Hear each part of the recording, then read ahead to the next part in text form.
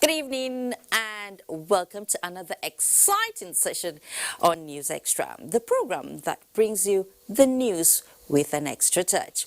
Security issues have been on the front burner for 2 weeks in a row, and today power supply takes the lead as the Federal Executive Council moves to check the rot in the system. Remember Long John Silver, the pirate? The Inspector General of Police is rising to the challenge of curtailing his modern-day compatriots bent on making the maritime sector unsafe.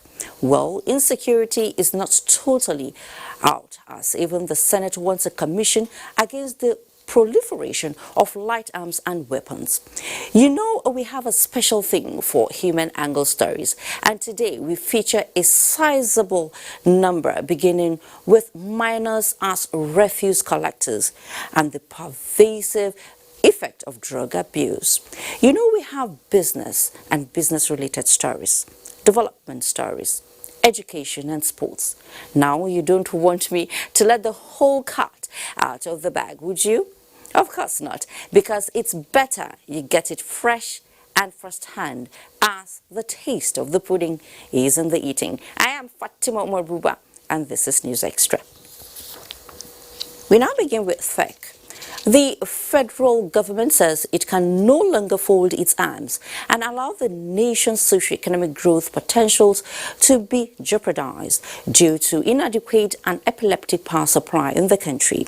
The Minister of Power, Salim Amman, who disclosed this at a media briefing, said a plan of action aimed at injecting sanity, efficiency and effectiveness in the sector is under consideration. State House correspondent Adamu Sambo reports on these and other resolutions of the Federal Executive Council.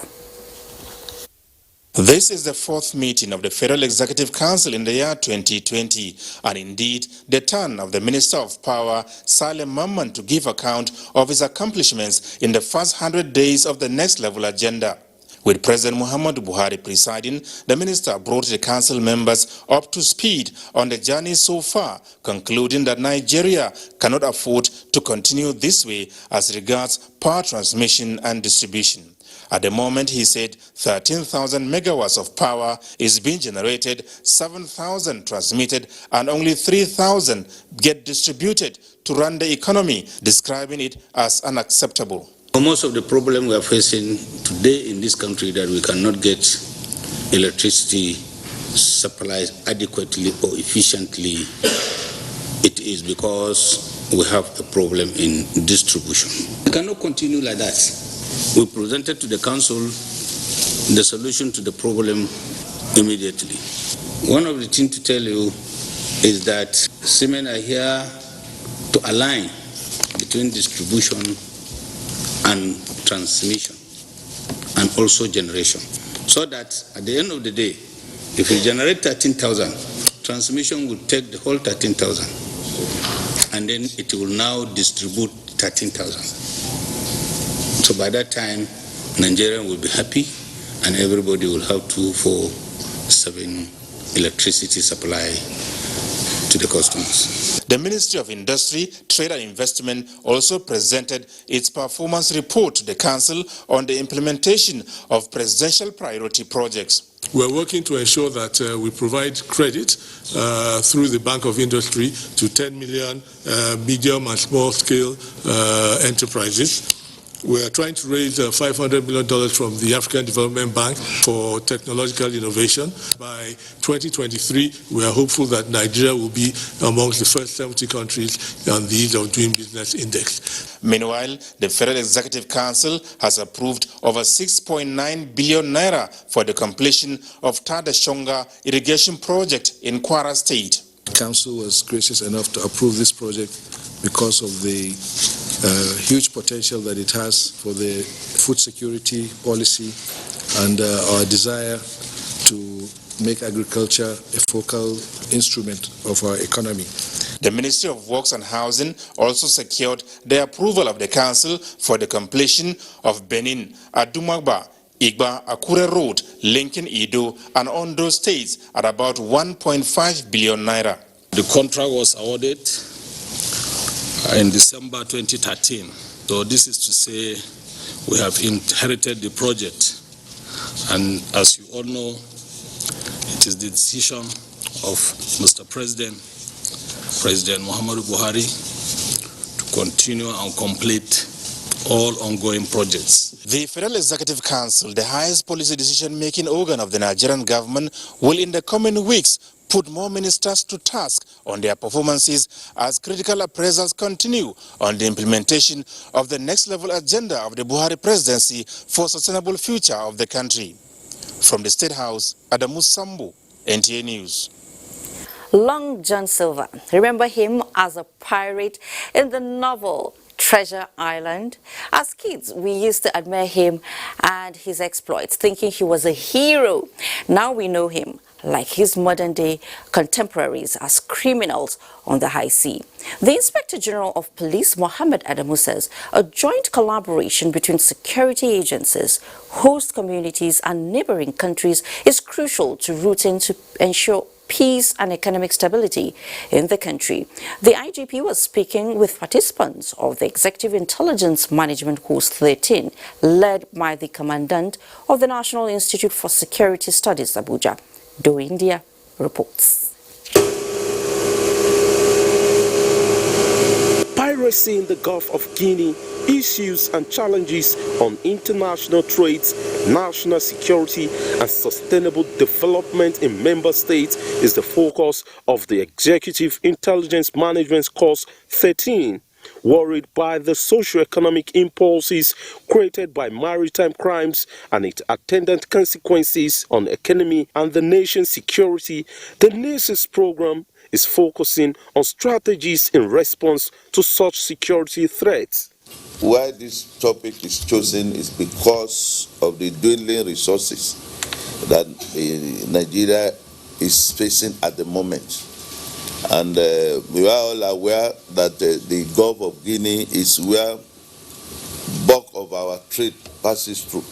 It is on record that the crisis we've been having in the southern part of the country is increased by the amount of weapons that they come into our country and into the hands of these, whether you call them militants or criminals. For us to be able to secure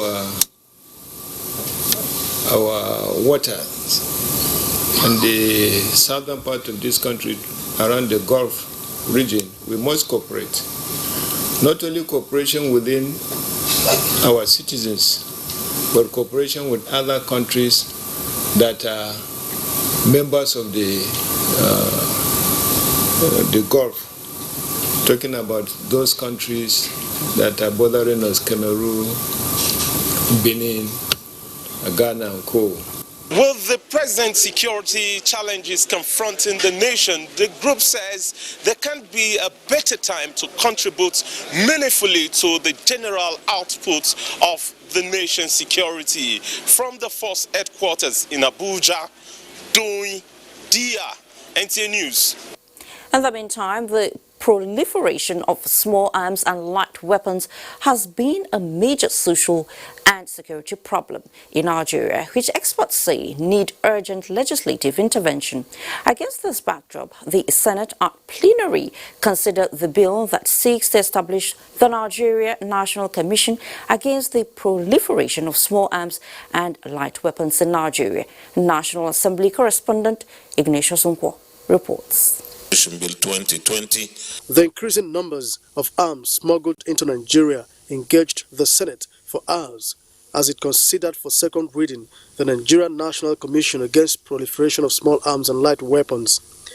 The bill is being sponsored by Senator Smart Adeyemi. This has fueled violent conflict as witnessed in Niger Delta, kidnapping in the southeast, armed robbery in the southwest, ethno-religious violence on the plateau, and insurgency operations in the northeast of Nigeria. It is a reading taken.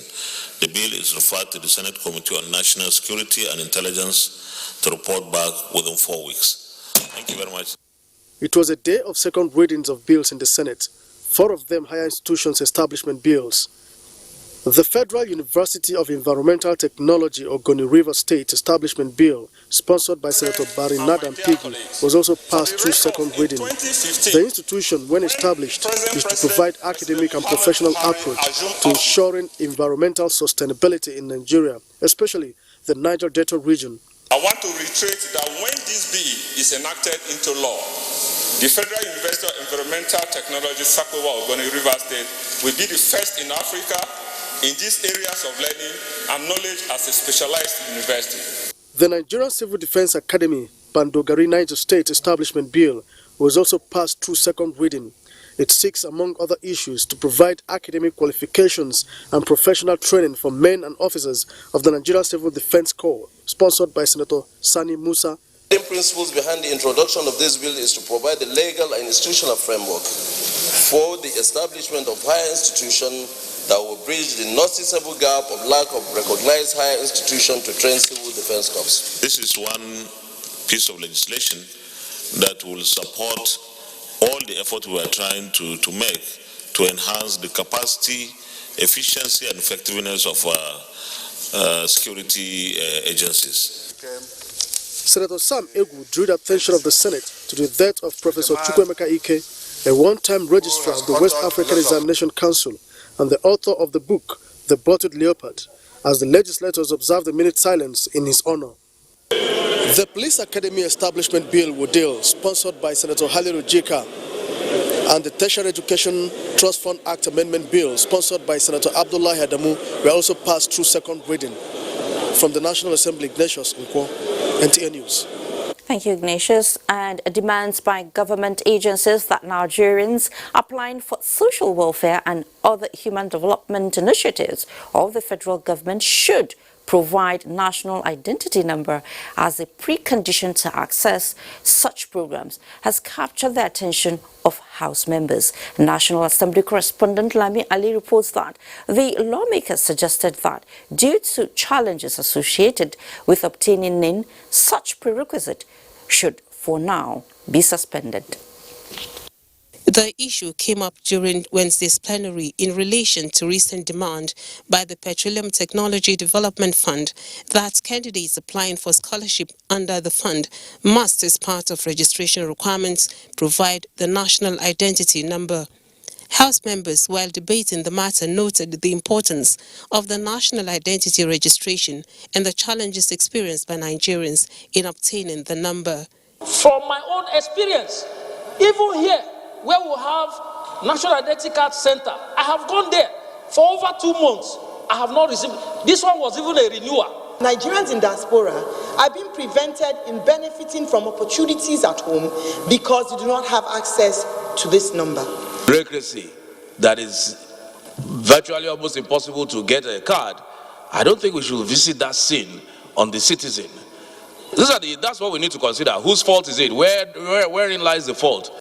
In resolving the issue, the lawmakers suggested that in order not to deny some prospective candidates the opportunity to access the scholarship, other forms of identification provided, especially in the case of those below the age of 18, should be used. Everybody is from a local government, everybody is from a community. And those communities are part of the requirement that PTDF is asking for. All other items on the other paper were thereafter suspended to next legislative sitting.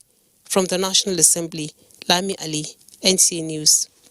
And another history in the making by the Green Chamber at the National Assembly to clear public misconception about the role and functions of the legislature.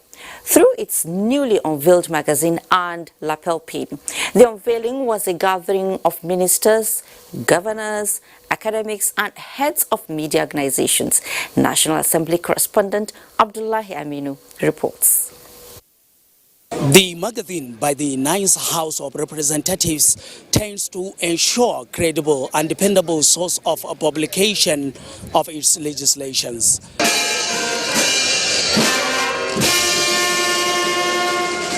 Decoration of the official lapel pin follows the unveiling by the representative of President Muhammadu Buhari, the Information and Culture Minister Lai Mohammed, in company of the governors of Katsina and Imo States, principal officers and clerk of the National Assembly. Access to correct information will not only polish the image of the House, but also illuminate the great work the members are doing in the House, including the enormous work that goes into the passage of a bill as well as committee duties. I want all reporters, researchers, writers and contributors who will work to produce this magazine to exercise good judgment always and to act continuously in the best interest of the Nigerian people. We need to create spaces for information, education, dialogue, peaceful interactive debates, citizen participation and direct contribution to legislative work. The best a legislator can do is to subsume his interest within the national interest. Professor Patrice Lumumba from Kenya and Professor Magnus Bakol, among other speakers, are optimistic that the magazine will assist in boosting human capital deficiency in Nigeria, which is responsible for the high rate of maternal and infant mortality, poverty, and insecurity issues. Today I only speak to your minds and hearts in the hope that what we say on the day of the occasion of the launch of the Green Chamber magazine will be the mother's milk that will drive you to do that which is good and that which is in the interest of the great nation of Nigeria. I believe that they will use this magazine to cause Nigerians to see how we address the many problems that face this country. The Ninth House committed to a transparent and demystified House in its legislative agenda. The speakers also advised Nigerians on the dangers of social media information while commending the present administration's effort to ensure transparency and media's contributions to democratic setting in the country. From the National Assembly, Abdullahi Aminu, NTA News. In another story, a coalition of civil society and democracy says a situation whereby politicians run to the Supreme Court to review rulings already passed is not good for the sanctity of the court and democracy itself. This was at a media briefing in Abuja against the backdrop of fresh appeals to the Apex Court to review some of her rulings. Timothy Yusuf reports. The judiciary is said to be the last hope of the common man, but many believe that it should not be abused by the same people it stands to protect. It is against this backdrop that this coalition of civil society on democracy is gathered here to commend the Apex Court justices for remaining resolute and uncompromising in their patriotic drive to bring sanity, dignity and order into the political firmament of the nation. We demand that Nigeria judiciary remains with its decision whenever pronouncement is made in order to safeguard the sanctity of the Supreme Court. We are, and I quote, we are final not because we are infallible. Rather, we are infallible because we are final. Said by Honorable Justice Chukwudifu Akune. The coalition is convinced that giving room for review of previous rulings will spell doom on the judiciary by the time every dissatisfied litigant seek review of rulings of the Apex Court. In Abuja, Timothy Yusuf, NTA News. And President Muhammadu Buhari has approved the enlargement of the Interim Management Committee, IMC, of the Niger Delta Development Commission, NDDC, from 3 to 5. A statement by the Special Advisor to the President on Media and Publicity, Femi Adesina, notes that the 5 members of the committee are now Professor Daniel Ponde, who is the new Acting Managing Director, replacing Barrister Joy Nuni, Dr. Cairo Ojugbo, Acting Executive Director Projects, Mr. Igbanga Basi Etang, Acting Executive Director Finance and Administration, Mrs. Caroline Nagbo, member, and Cecilia Bukola Akintomide, OON member. President Buhari has approved the Interim Management Committee's existence until forensic audit of the NDDC is concluded. Meanwhile, the Interim Management Committee has been inaugurated by the Minister of Niger Delta Affairs, Godso Akpabio, in Abuja, asking members to justify the confidence reposed in them. And up ahead, neglected roles that negate children's rights to protection with parents and guardians as culprits. Are you among the guilty ones? As you ponder on this, hang on also to find out what is new in the fight against drug abuse. When News Extra returns, please stay. Welcome back to News Extra. Children are special gifts who are expected to be cherished, taken care of, and guided. Sadly, some parents and guardians have failed in the discharge of these responsibilities, sending their words into child labor.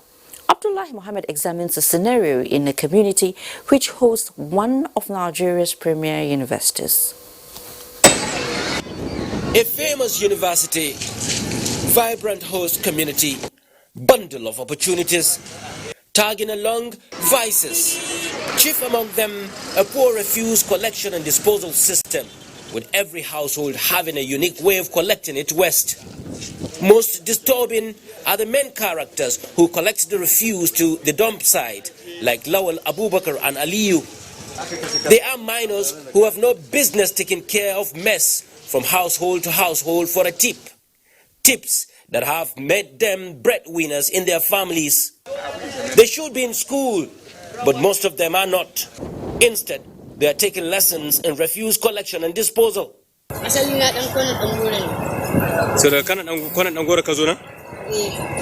The disturbing trend doesn't stop at the refuse collection point. At one of the dump sites, I met several other minors engaged in processing the garbage brought in by the likes of Lawal, Abubakar and Aliyu. The dump site is divided into departments, with each focusing on specific tasks. Some depend on the power of magnet to pick out metals and copper. Others use their bare hands to sort the waste for aluminium, rubber and plastics. The rest is left for the last in the chain of action. Here, the garbage is set ablaze and the ashes are sold as manure. The minors may not be aware of the consequences, and their parents and guardians may be riding on the tips the children bring in daily, but those who sow tomorrow are not smiling. I want to attribute this to societal problems. Of course, we still have underage amongst them, but what do you do? Since they have their parents, they are doing it under their parent, with their parents' permission. Here lies the final spot where these children normally dump their consignment.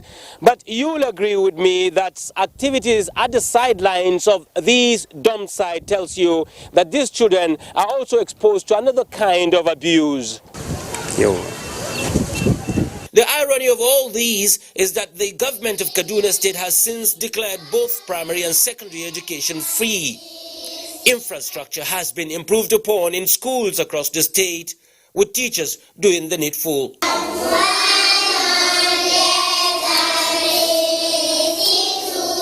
So if the parent or guardian of the likes of Lawal, Abubakar and Aliyu fail to take advantage of these and prepare them for a better tomorrow, then the gods are not to blame.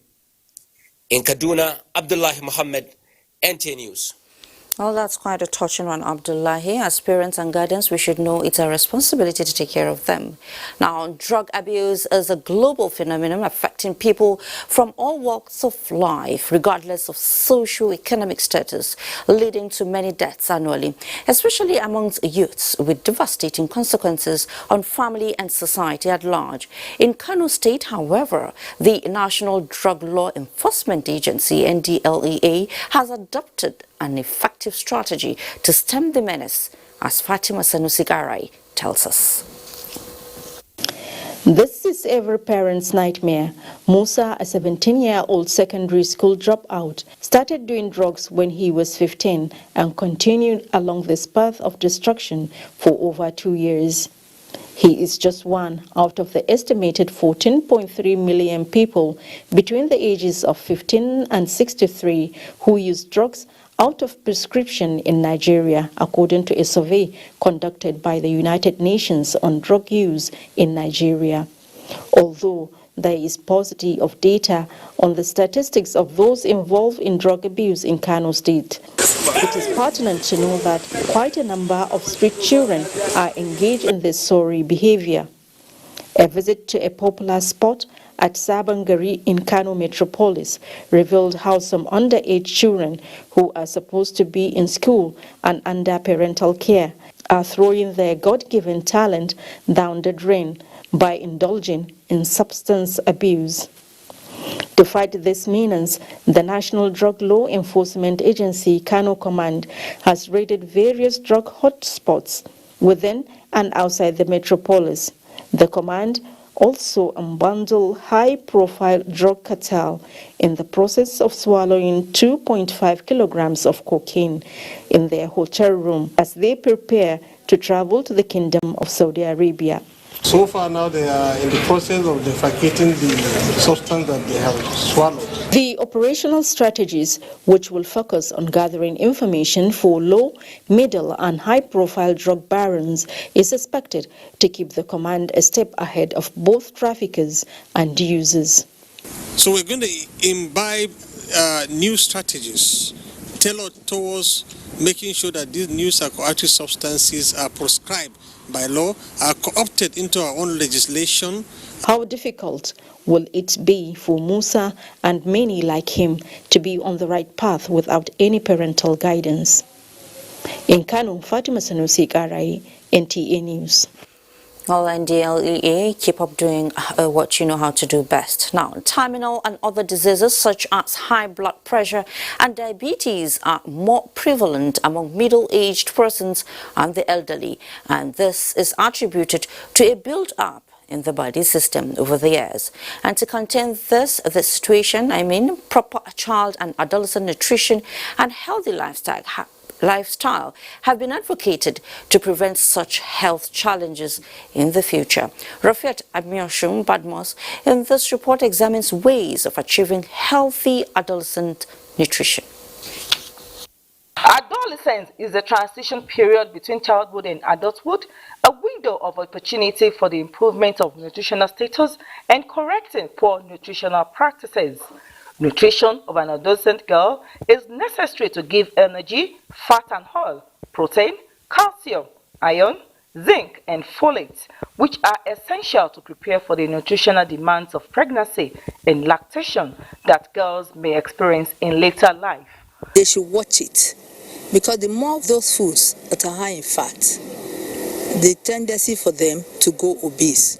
Mrs. Iwalola Akinjimo is of Youth Empowerment Foundation, and Professor Razak Sanusi advocate that parents should pay attention to the nutritional needs of their teenagers. If you don't get it right during adolescence, the adolescent is going to grow into an adult that is malnourished. And if it is a girl, if she gets pregnant, she's likely to have a child that has low birth weight or is small for gestation. The future of Nigeria, whether we like it or not, and whatever we tell them now, whatever quality they are now, that is what we expect in Nigeria. Adolescents are advised to avoid malnutrition, as this will affect the healthy development of future children, growth, as well as the ability to learn and work at maximum productivity. In Ibadan, Rofia Animasham Badmos, NTA News. A beautiful development there, Rafiat. Now, this next story is about a tax that is painful to perform but necessary because it brings solace and reinforces the saying, the labor of our heroes past shall never be in vain. It's in this light that the Ministry of Defense presented checks to the next of kin of personnel of the Armed Forces of Nigeria who died in active service, and Naja'atu Tijani was there. Gone but not forgotten. 184 military personnel who died in active service have left a legacy for their next of kin, who have now gathered from far and near to receive benefits accrued from the years of service of the departed. Binta Abdul Aziz Mohammed is one of the next of kin. The young widow lost her husband in an attack in Jakana town in Borno State. Died on the spot. You have and how I have 3 children, 2 girls, 1 boy. Think now that I have someone to rely on. I have someone that will take care of my children. Likewise, Sarah, Bodude, and a host of others who received checks for various sums of money to boost their welfare say they are grateful for the sacrifice of the fallen heroes. A sacrifice which the Ministry of Defense vows will not be in vain. We know we cannot compensate you. There is nothing we can do to bring them back. But certainly, the Ministry of Defense or the nation as a whole will not forget the services of their brothers, husbands, and their children. Till 2014, military personnel were excluded from this gesture contained in the Pension Reform Act. But an amendment to the Act has made it possible for next of kin of the departed to benefit from the years of active service. This initiative is courtesy the Life Assurance Program for the Armed Forces, aimed at providing succor for those left behind. It is expected to assure the future of Binta's 3 children, Sarah's 4, and other next of kin whose hopes are hinged on the sacrifices of their loved ones. Naja'atu Tijani, NTA News. An amazing initiative there, Naja'atu. Now, 30,000 refugee households taking refuge in Difa, Niger Republic, have been provided with food and non-food items by federal and Borno state governments. Mohammed Goni reports that Governor Babagana Umar Zulum personally supervised the distributions. There are over 120 refugees of Borno extraction in Niger Republic, mainly from Abadam, Kukawa, Guzamala and Mobile local government areas of northern Borno, most of whom have been there for over 3 years. Governor Babagana Umar, assisted by the governor of Difa province and other officials of state government, distributed the relief items to the refugees. Professor Babagana Umar says 15,000 bags of rice were from Nigeria Customs Service, while Borno state government procured 15,000 bags of maize and same number of fabrics, as well as cooking oil, in addition to 77 million naira. During a courtesy call on the governor of Difa province, Issa Lamin, Professor Babagana Umar appreciated the Nigerian government and Difa province for hosting Nigerians and the show of support. He noted that the presence of the Nigerian refugees has led to overstretching of water and health facilities and assured to complement efforts of the province in that regard. Governor Zulum also expressed willingness to build Borno House to accommodate Nigerian officials coming for engagement in Difa and assist for provision of social amenities, stressing further that Borno will continue to strengthen the relationship even after return of the refugees. From Difa province in Niger Republic, Mahmoud Goni, NTA News. Well, thank you, Mohammed Goni, for that. Now, you know the saying that give me a fish, I will eat for a day, and teach me to fish, I will eat for a lifetime. Well, that is what unfolded in Plateau State, where 350 youths trained in various skills by the Industrial Training Fund, ITF, were equipped to eat for a lifetime. And the young takes it up from here. The training focused on some key areas of the nation's economy as it relates to power supply, food security, in the area of ensuring proper nutrition for the populace and meeting the fashion needs of Nigerians, among other needs of the nation. Now I can rely on myself. I am self-employed. I can also train other people. I have learned so many things. Right now, I am my own boss. They've learned the trade and the skills. It's now left for them to make use of it. They've been equipped already. For the trainees to become established entrepreneurs with viable skills and subsequent employers of labor, startup packs were given towards positioning them to contribute in reducing the poverty index of the country. So far, over 200,000 Nigerians nationwide have been equipped in 9 trades. For Nigeria to truly be industrialized, we all have to take the acquisition of relevant and contemporary skills seriously. For the Industrial Training Fund, The NISDP is one of the numerous skills intervention programs to facilitate federal government's policy on job and wealth creation. I will therefore seize this opportunity to appeal to the state government, the organized private sector, non-governmental organizations, faith-based organizations, politicians and other stakeholders to collaborate with the ITF in our efforts to training Nigerians. Key players were optimistic that the doggedness of the Director General has given the needed impetus towards empowering the youth for self-reliance and skills acquisition. In Jos, Indenyan and the Abuja, NTA News. Education must be at the center of any development plan as society continues to grapple with emerging challenges. So, the Executive Secretary, National Universities Commission, NUC, Professor Abubakar Adamu Rashid, is challenging the university system in Nigeria to provide the path to the future. A challenge Bayes University Abuja is happy to take on. And Kelvin Ehunai reports. As identified by the Executive Secretary of the NUC, Professor Abubakar Adamu Rashid, universities mainly exist to provide solutions to societal challenges. One of such challenges is lack of accessible healthcare. With a projected population of about 400 million by 2030, Nigeria must now begin to plan for a new healthcare strategy to cater for her huge population. That is why he's happy that Bayes University Abuja, having already made impact in other disciplines, is now looking to the future with a proposed state-of-the-art teaching hospital to train new generation of medical personnel and reduce medical tourism. The ABBS program can now start in earnest, and you can consolidate and become a center of medical excellence. Establishing a teaching hospital is not a tea party, but the Board of Trustees of Bayes University says with the architectural design now ready and presented to the NUC for inputs and guidance, it is set to hit the ground running. Being able to get approvals in ensuring that we have the proper facilities on all our departments. So you can imagine when we take on a new venture as a teaching hospital, we would have moved to much higher levels.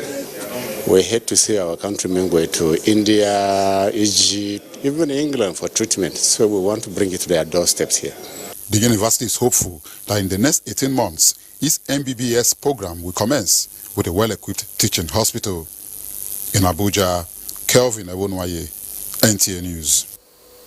In the meantime, the World Bank this Wednesday in Washington, D.C., the United States, approved Nigeria's digital identity ecosystem project along with 5 others aimed at assisting the country to empower citizens, especially marginalized groups, to access welfare-enhancing services.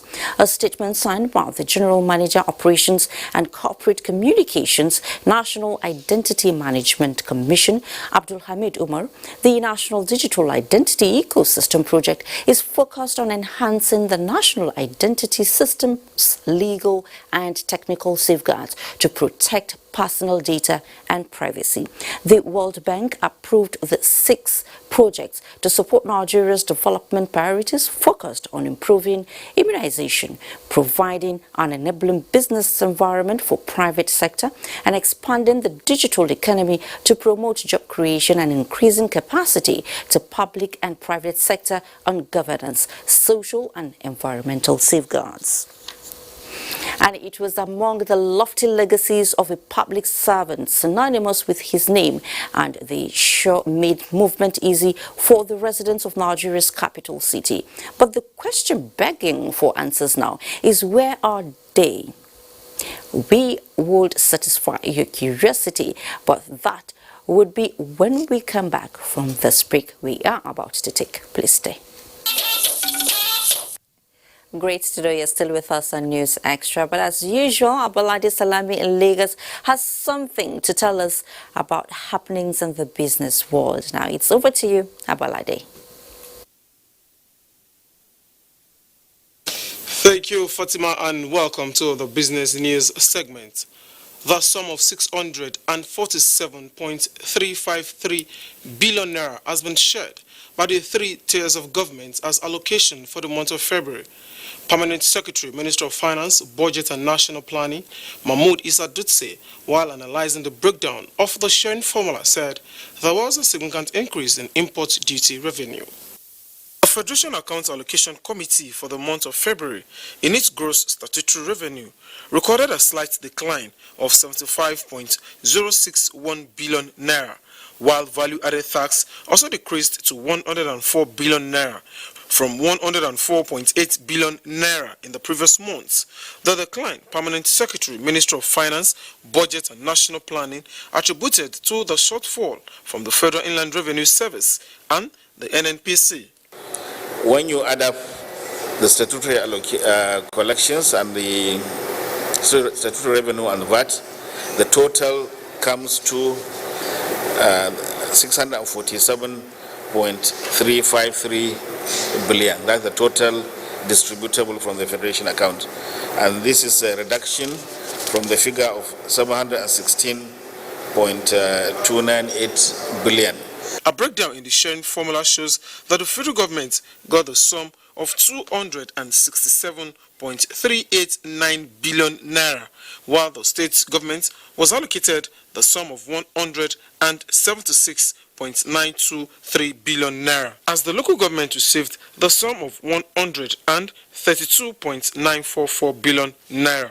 And government is doing all it takes to improve on non-oil revenues, and states are also being encouraged to tap all the vast potentials that are lying out there in the states to improve their IGR, the internally generated revenues, and things I believe will kick up and will be strategic. We are not unaware of the happenings at in the global space. Statutory revenue, import duty, value-added tax, and flexible exchange rate were factors responsible for the push in revenue drive, as the excess crude account stands at $71.814 million. Away from FAC to happenings in the global oil market, benchmark Brent oil prices rose for a seventh consecutive day after demand worries eased with slow of new coronavirus cases in China, and supply was curtailed by U.S. move to cut more Venezuela crude from the market. Brent crude was up 71 cents at $58.46 a barrel. Global benchmark was rising nearly 10% since falling to its lowest week last. U.S. crude was up 53 cents at $52 a barrel. And now let's quickly move down to see how stocks fared today. Profit taking further pushed down performance of stocks in the Nigerian capital market as it dips by 0.09%. Here are midweek details. Consistent sale pressure has affected rally of stocks in the equities market as the market depreciated in figures by 0.09% to close the all-share index at 27,523.08 basis points. Volume of shares traded stood at 290 million, valued at 5.02 billion naira, which exchanged hands in 3,528 deals and a market capitalization of 14.3 trillion naira. WAPCO, Sea Leasing, and AfriProd advanced in figures, while on the flip side, Custodian and Guarantee declined in figures. On sectoral performance, only NSC Industrial pulled through, gaining 0.46%, while other sectors such as banking, consumer goods, insurance, and oil and gas depreciated in figures by 0.55%, 0.15%, 2.29%, and 1.12%. Stock market concludes business news segment. It's back to Fatima in Abuja for the rest of the news. Good evening. Well, thank you so much, Abolade, for the business package. Now, the popular program on cable news network CNN Inside Africa is 20 years old. And to celebrate the milestone, CNN International rolled out the drums to commemorate the achievements with its exclusive sponsors, Zenith Bank PLC in Lagos. Imole Ayo Tokede has the details. This gathering is a blend of captains of industry, professionals from diverse spheres, and of course, on-air personalities who have come to celebrate the partnership of these two global corporate brands. Of Inside Africa signifies 2 decades of covering the continent, an idea the CNN executed to set an agenda and change the traditional view of Africa, which is often negative. We're going to make it even more reflective of 2020's Africa, the way people on the continent live their lives. This sponsorship, which started 12 years ago, Zenith Bank says is its way of projecting and improving the economy of Africa. All we are basically saying is that we are not going to be tired about this sponsorship. We find it very compelling. We like the feedback we are getting. We like the fact that somebody needs to be a torchbearer. We will expect many African countries, particularly Nigeria, to be one of the top 20 nations of the liveliest economies in the world. Inside Africa, a weekly program on CNN, highlights the true diversity of the continent, thereby projecting the political, economic, social, and cultural affairs, as well as trends developing across Africa. In Lagos, Imole Ayotokide, NTA News. Beautiful one there, Richard Quest dancing. Beautiful. Tax collecting agents in the private and public sectors across the country have been asked to make prompt remittance of taxes collected top priority to drive the maximum benefits of the 2019 Finance Act of the federal government. This was at a sensitization tour of agencies and parastatals in the southwest by the executive chairman FIRS, Mohammed Nami, on the new act. And Awal Yusuf Jibo reports.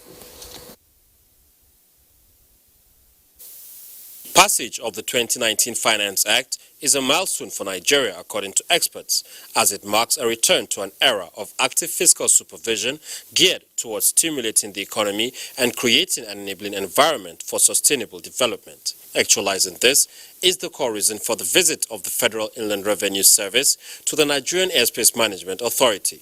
They are a critical stakeholder that we feel we should visit in view of the heavy traffic of customers coming into Nigeria to transact business here. And some of these customers are multinational corporations that we feel they should assist us in educating on their civic responsibility. The FIRS boss was also at the Government House Alausa Ikeja, where he discussed strategies for improved revenue generation with Governor Babajide Sanwo-Olu. They agreed to collaborate and ensure that the activities of the Federal Inland Revenue Service is effectively complied with in Lagos State. And to also use this opportunity to encourage our citizens that only when they play their own part as responsible corporate or individual citizens, both at the corporate level and at the individual level, that government can in truth come up and decide its responsibility. Both parties expressed optimism of having a smooth working relationship in Lagos. Awol Yusuf Jibo, NTA News. In another development, makers of Lakasera apple drink says it is not only concerned about making more money, but it is committed to touching the lives of people by giving back to the society. And the managing director of the company, Chinedum Okereke, gave this indication when he paid a working visit on the Emir of Kano, Mohammed Sanusi II, where he announced the donation of a solar power system to a VVF center in the city. Lawal Sallo Inua reports. It was a sight to behold when the management of Lakasera company met the Emir Muhammad Sanusi II at the palace as he rode on the horseback to begin the day's session. The Lakasera company, one of the leading brands in Nigeria and the first to introduce plastic bottles for its product, sees Kano as its major distribution hub in northern Nigeria. It was in recognition of this and in fulfillment of its corporate social responsibility that the company made the donation of solar power system at Kwale BVF Center. So every bottle of Lakasera you open trust. So high quality.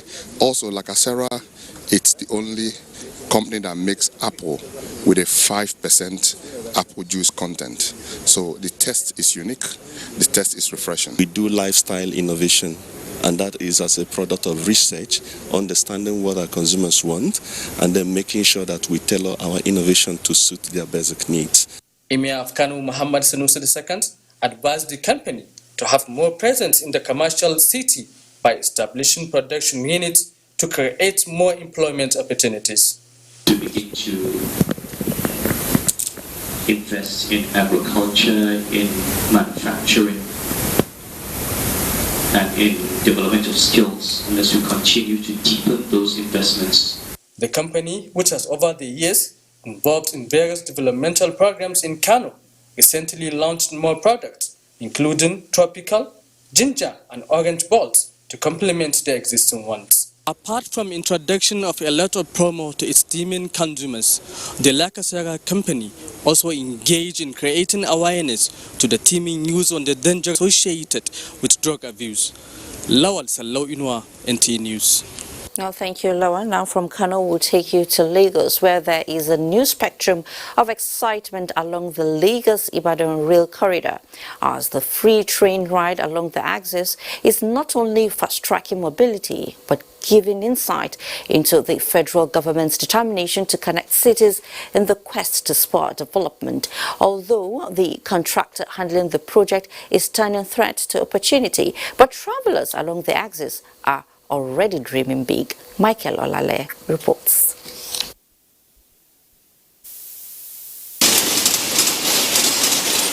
With the level of work done, Ibadan is just a stone throw, and travelers like Yakini Oyebami did not only demonstrate their preference for the rail system, but believe the achievement recorded so far in the rail sector is commendable. What the federal government led by President Muhammadu Buhari is doing, if we are having this kind of opportunity rise from years ago, Nigeria will have moved more faster than what we are having today. There was no distraction and it was peaceful. If you want to rest your back, you can rest your back and straight your legs. You can see the modernization. You can see a lot of comfort that abounds on board.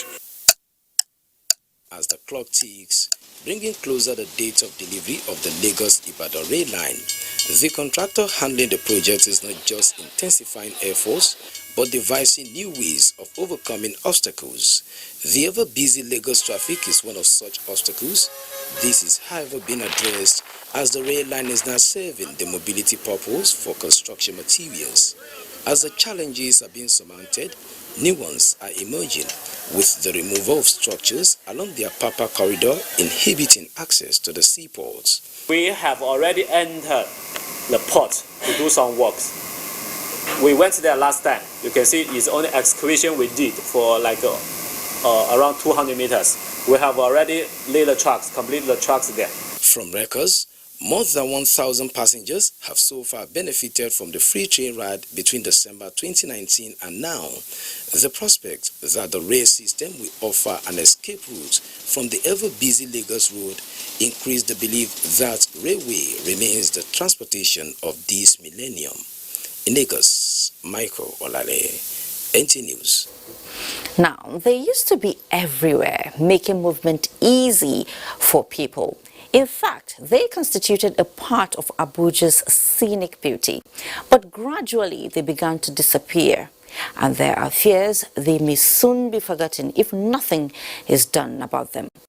This is the story of the Abuja mass transit buses, popularly known as Erufai buses, as told by Oyenaya Kalu Oka, who had a mixed feeling experience on a ride. El-Rufai buses popularized during the tenure of Governor of Kaduna State, Malam Nasiru El-Rufai, as the FCT minister. Very easy to spot and used to be cherished by many. It is orderly queuing up at the Nyanya bus station, but inside the bus, it is a different scenario with everyone scamming for space. A potpourri of drama, no dull moment, despite the fatigue standing and the long hour of ride as a result of hold-up along the route to Wuse. This is a 44-seater bus, but you can see a lot of standing. The bus is taking about 80 people right now, more than the capacity is supposed to take. In fact, to stand in this bus, you're even lucky to find space to stand. Because as you can see along the road, a lot of people still trying to find buses, still trying to find ways of getting to town and to their offices. Passengers queue for long hours in the bus stations due to non-availability of buses. It is some minutes to 10 o'clock in the morning, and behind me you can see long queue of passengers waiting to board. They have been standing here for more than an hour waiting for the bus to arrive. So person will come and join line for more than an hour before you see motor. I don't really understand why they cannot organize this very well. Go to Bega now, there are many buses in the Bega. Private car operators appear to be taking advantage of the situation. So we find it difficult to go to where we are working. So we need help. If the federal government will do us that help, they should supply buses. Records from the Federal Capital Territory Administration show that there are about 261 buses operating daily in the 6 area councils, as no new bus has been added to the fleet in the last 5 years. A visit to the headquarters of the Abuja Urban Mass Transportation Company Limited, an arm of the FCT in charge of the buses, revealed a large number of these buses parked for years. The administration is working on a fleet renewal plan. As you'll see in our premises, we have quite a number of buses here waiting for repairs. And you can even see some buses that we have just refurbished and repairs and ready to go on the road. Poor funding, management and population growth were attributed as some of the factors contributing to the disappearance of these buses. Normally, the fleet has to be changed. In fact, the regulation treatment has to be changed every 4 to 5 years. One major question on the lips of commuters is, what is the way forward? The minister has even told us that we should reduce the requirements for licensing. There are other transport infrastructure that are required for the city. There are needs for terminals. There are needs for more bus stops and for laybys. As the bus comes to a halt after a long drive, to most civil servants and residents in the FCT, this service must not come to a halt, as appealed for urgent intervention. Oyinaya Kaloka, NTA News. Sure, it mustn't come to a halt. Thank you, Anna, for that. Now, Nigerians are creative and innovative. This lends credence to assertions that the country can easily achieve technological breakthrough. Abdullahi Ilalu here captures the innovations by a holder of primary school certificate who hails from Aliru local government area of Kebbi State. Buhari Umar Damware seems to be on his way to announcing himself to the world with his creativity and talent at building amazing stuffs. The primary school leaver from Kebbi State, using mainly rubber, has built a blending machine, water pumping machine, ridger and planting machine, as well as rice thrashing machine, among other inventions. When he was young, we are giving them a practical of some works to do at home. Sometimes when he bring another something, we are very surprised. As a young child, he make this aeroplane, like a motor car, like other some engines. We like the government to assist or to help this all those who need to do this kind of activities. Engineer, as he is popularly known, told NTA Birnin Kebbi News that he has never learned manufacturing of machines from anyone and can construct any kind of machine and even improve on it. Buhari Umar Damware said lack of financial support is what tied him down from excelling further. He therefore solicits for support from the government and non-governmental organizations for the development of the state and country at large. sai ni ɗauko ni ga 'yan China su ma sai mota ga ta shuka ta su muka ce tun da gero muka ya kamata a ce mi ne kamata ya gero sai ce to ban gero motar shuka. Considering our locality, I invented a machine that can make ridges and plant millet. With assistance from the government, I will improve and even make more machines.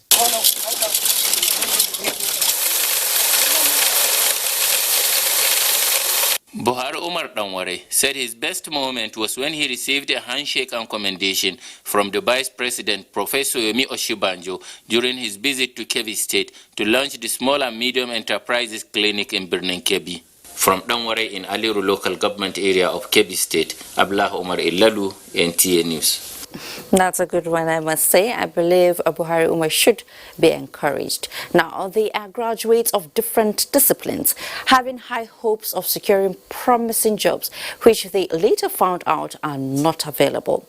The slogan, taking one's destiny in one's hands, seemed to make more meaning for them, for some of them. Olubukola Aduwo takes us to Akure, the Ondo State capital, where some graduates are taking their destinies in their hands to be self-reliant and also add to the economic drive of the state. I started with about 5,000 naira, my pocket money actually, because my mom, when I told my mom I wanted to start business, she said, look, go and read your book. This is Precious Bolaji, a 2019 graduate of biology from the Federal University of Technology, Akure. Her story is remarkable as it exemplifies the dogged determination and fighting spirit of the average Nigerian youth to succeed in the face of odds. Precious uses African Ankara designs to produce bags, hats, and folders, her passion she has and developed to a thriving business. It has been amazing. My business has been growing little by little. Right now, we've produced over 700 bags in the last 3 years, and we started recording a very high rate of orders. For Femi Abiola, his love for fashion is now a gold mile of some sorts, and this 34-year-old graduate of geography and physical science has never sought employment, but today is making waves in Akure, the Ondo State capital, producing branded t-shirts, jerseys, and shoes. I don't really think you need all the basic capital to start. Just put your mind at it, yeah, you'll get it. If you can use your hand to create something unique, the market are paying more. They are paying more for the uniqueness. From available records, 600,000 graduates are produced yearly from the 308 degree awarding institutions in Nigeria. The truth, many educational experts have said, is that a large number of these graduates are probably unemployable, a fault found in the nation's educational and training curriculum. This is the fashion designing unit of the Center for Entrepreneurship at the Federal University of Technology, Akure. These machines may look small, but they are capable of not just empowering graduates of this school as fashion designers, but also as employers of labor in the nearest future.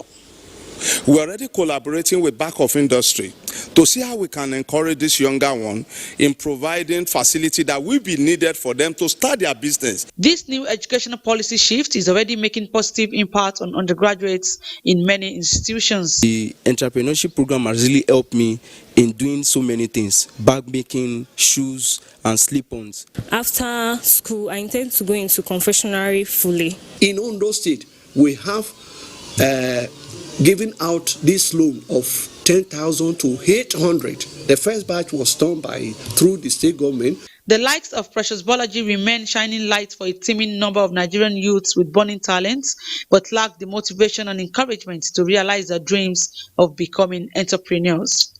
In Akure, Olubukola Aduwo, NTA News. And as the saying goes, if you want to know the true beauty of the woman you want to marry, pay her a surprise visit first thing in the morning. We take you into the world of makeup as usual on News Extra. Yeah, I mean the News Extra way after this time out. Please stay with us. Welcome back to News Extra. Now, the Nigerian Immigration Service has unveiled its new enhanced e-passport in Port Harcourt, Rivers State, to serve the people of the South, South and Southeast regions. Commending the federal government for the initiative, the Governor of Rivers State, Nyesom Wike, expressed reservations over the requirement of BVN number for the issuance of the passport. Now, the governor's reservations are understandable as bank cautions customers not to divulge the BVN under any circumstance. Robinson Derataide tells us about the e-passport. The enhanced e-passport has high technological and security features, weather-friendly, with 10 years validity. Governor Wike says the new revolution of integrated data management system in the country is a welcome development, but disagrees with some requirements. It surprised me when I was told yesterday to do my BVN number. Now, assuming I have a child who is 1 year old, and I want to travel with my child, they are telling me that my child cannot have a passport number or ID card number because it does not have a BVN number. Do you expect a child of 1 year to have a bank account? Speaking on behalf of the Controller General, Nigerian Immigration Service, the River State Controller, Rashida Dekoke, says the e-passport is in 3 categories with costs ranging between 25, 35 and 70,000. In the comfort of your home, of your sitting room, go online, fill the form online, make payment, fill in the required spaces, and come to our office. The old passport is still tenable until after expiration. In Port Harcourt, Robinson Derataide, NTA News. And one of the things that makes Nigeria a giant is the population. But is this population favorable to national growth and development? Well, the agency responsible for managing our population is on the matter. Right now, it is in Uyo, the Akwa Ibom state capital, harnessing demographic data for effective national planning and development with experts in relevant fields. The ultimate aim is to proffer new insights that will bring the much-desired paradigm shift in population matters. And Ifoma Aikoje will tell us more.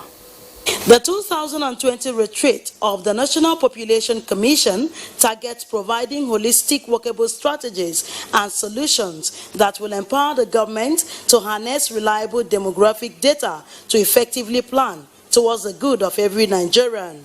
We actually need to put our heads together, get resource persons, get external people. Let us see how do we use demographic data to benefit the lives of Nigerians. We want to turn data into Naira. This is the essence of population. Partners at the event expressed faith that the outcome of the retreat will provide guidelines that will ensure generation of an accurate and dependable data bank for genuine national development. Akwa Ibom State Government commends and pledges support to the federal government's commitment. The nation awaits the outcome of the next census with all hope of nationalistic excellence. We will assist them in making appropriate laws and statutes. We will assist them to get proper funding. In Uyo, Ifoma Aikoje, NTA News. Thank you, Ifoma. Beauty, they say, is in the eye of the beholder. Well, if that be the case, why wear makeup to enhance your beauty? There are indications, however, that wearing makeup is becoming a daily ritual, especially among the female gender, as most women can't do without it. If this is the case, one imagines the rave in cosmetic market tied to job creation, given the fact that the world today is a platform arguably of ideas. In this report, Amina Baba Suleiman takes a look at the different trends in makeup. Wearing makeup is synonymous with TV presentation. A first glance at Joyce Ometu, a news presenter, she goes full blast in the act at the slightest opportunity before standing in front of the camera. Her package comprises powder, lipsticks, foundation, mascara, among other items to bring out her beauty. Many thanks for joining us on this segment. Unlike Joyce, who cannot do without makeup for the purpose of her job, there are an avalanche of ladies that see makeup as beauty enhancer. You have to look presentable, you have to wear makeup to enhance your beauty, to make you look more attractive. Most of them, without that makeup, they won't feel comfortable. And we men, we are used to it. We know when you put it and when you didn't put it. On the other hand, there are others who appreciate ladies with makeup, but they dislike putting it. When a man see you today, maybe tomorrow the man will see you, can't recognize you again. So I don't like it. What is the bone of contention here? Do women wear makeup to appease men or to conceal facial spots? No. I think it's just the extra on the beauty, just the icing on the cake for ladies, and it's a good one. You know, at times if they put on makeup, they'll look different. If they wash their face, you hardly identify them.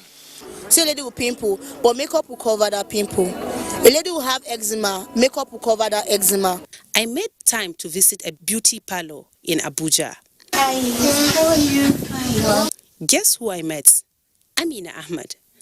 Amina Ahmad is a beautician. She says the business is lucrative but capital intensive. If you live in a remote area where people patronize you with makeup of 2K, some people will say it's 2K now, you understand?